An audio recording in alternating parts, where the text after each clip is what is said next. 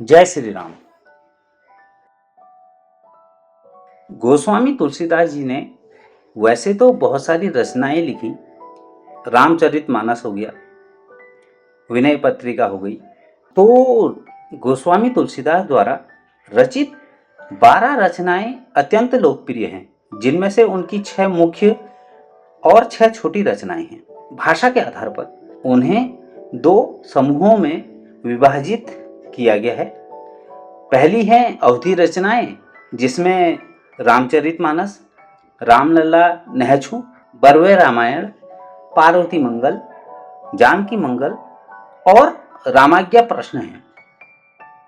जो उन्होंने ब्रज में रचनाएं लिखी वो हैं कृष्ण गीतावली, गीतावली, साहित्य रत्न, दोहावली, वैराग्य संदीपनी और विनय पत्रिका।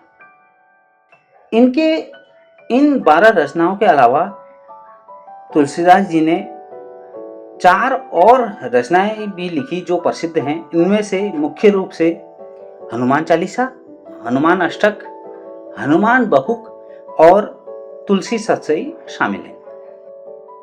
तुलसीदास एक महान वैश्विक कवि रहे हैं। गोस्वामी तुलसीदास के जन्म समय और जन्म स्थान के बारे में विद्वानों में कई मतभेद हैं।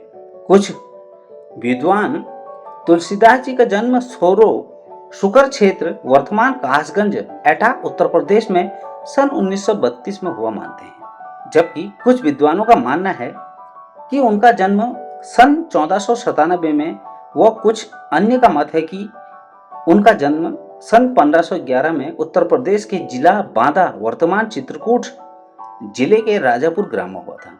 इनके पिता आत्माराम दुबे एक ब्राह्मण थे और इनकी माता हुलसी देवी धार्मिक विचारों वाली महिला थी। तो जनश्रुति के अनुसार कहते हैं इनके मुंह में पूरे दांत थे और गोस्वामी तुलसीदास जी के जन्म के दूसरे दिन ही इनकी माता का देहांत हो गया।